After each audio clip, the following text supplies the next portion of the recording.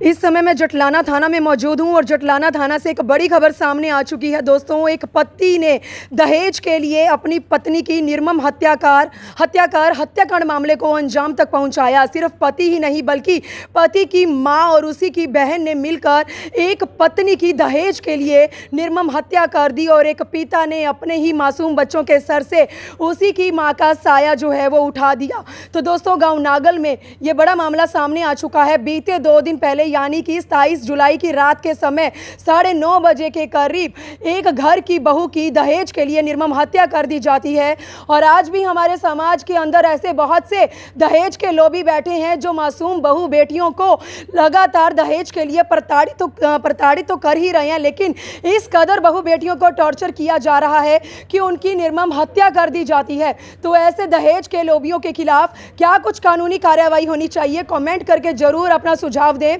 तो नागल से यह बड़ा मामला सामने आ चुका है और इस मामले में आपको यह बताना चाहूंगी पति रवि को गिरफ्तार कर लिया गया है, जिसके ऊपर अब जो कानूनी कार्यवाही है वो अमल में लाई जा रही है। लेकिन सास और जो ननंद है वो अभी भी पुलिस को चकमा देकर फरार हो रखी हैं। सवाल यहां आकर खड़ा होता है कि कितनी जल्दी पुलिस अब सास और ननंद तक पहुंचती है, कितनी जल्दी ये गुत्थी सुलझती है और कितनी जल्दी जटलाना थाना SHO संदीप और उनकी टीम को एक बड़ी कामयाबी हाथ लगते नजर आती है। तो दोस्तों मैं आप लोगों से अपील करती हूँ इस खबर को आप लोग ज़्यादा से ज़्यादा शेयर जरूर करें, क्योंकि हमारे देश के अंदर समाज के अंदर दहेज देना और दहेज लेना एक कानूनन अपराध है, लेकिन फिर भी हमारे समाज में बहुत बड़े बड़े दहेज के ऐसे लोभी बैठे हैं जो बहू बेटियों की लगातार दहेज के चलते बलि ले रहे हैं। और ऐसा ही एक मामला नागल से सामने आया है। पति के पास करने के लिए कोई काम धंधा तो नहीं था, लेकिन जो फ्री बैठकर किस तरह से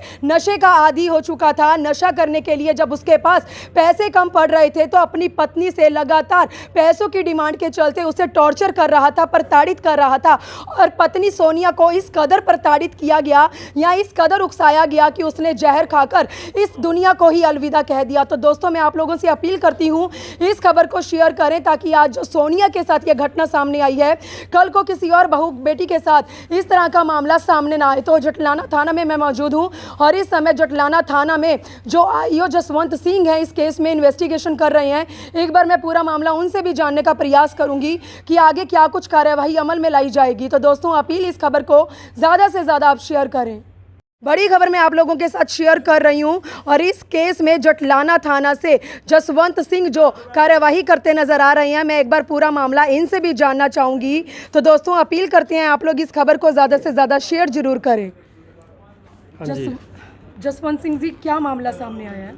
ये एक्चुअली क्या है, 27 तारीख को शाम को हमारे पास मैसेज आया था कि एक लेडीज़ ने पॉइजन खा लिया है, जो इस पर ASI सतनाम जी हमने यहाँ थाने से गया है कार्रवाई के लिए। तो वो अनकॉन्शियस थी, बयान ना देने के काबिल थी, तो डॉक्टर साहब ने उसको अनफिट करार दे दिया था।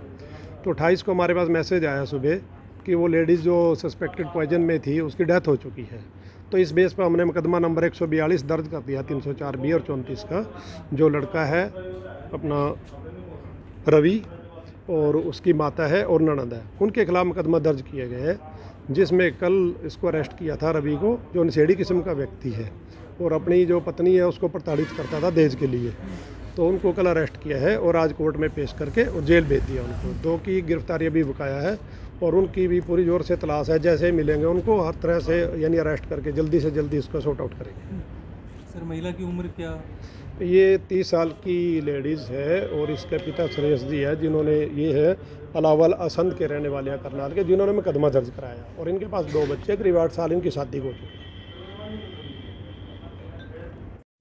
तो आपने देखा कि पुलिस के हाथ एक बड़ी सफलता हाथ लगी है। जी हाँ, आरोपी रवि को गिरफ्तार कर लिया गया है और ये वही आरोपी है जिसके द्वारा अपनी पत्नी की दहेज के लिए निर्मम हत्या कर दी जाती है। सास और ननंद अभी भी पुलिस को चकमा देकर फरार हो रखे हैं। कितनी जल्दी वह पुलिस के हत्थे चढ़ते हैं और कितनी जल्दी पुलिस को एक बड़ी कामयाबी हाथ लगते नजर आती है, वो तो खैर आने वाला समय ही बताएगा। लेकिन दहेज के लिए एक और बहू की जो है बलि ली गई है। तो दोस्तों इस खबर को आप लोग ज़्यादा से ज़्यादा शेयर जरूर करें। यमुनानगर के गांव नागल में हत्याकांड मामले को अंजाम पहुंचाया गया है। शादी के समय 7 वचन जिस पति के द्वारा लिए गए, 7 जन्मों का साथ निभाने का जो वादा पति के द्वारा अपनी पत्नी को किया गया, एक भी जन्म के अंदर पति अपना वादा पूरा ना कर सका और कलयुग में एक ऐसे पति की तस्वीर निकलकर सामने आई है जिसने अपनी ही पत्नी को मौत के घाट उतार दिया, और किस लिए? सिर्फ दहेज के लिए। तो इस खबर को आप लोग ज्यादा से ज्यादा शेयर करें। वीडियो जर्नलिस्ट मनप्रीत के साथ जटलाना थाना से मनदीप कौर की रिपोर्ट।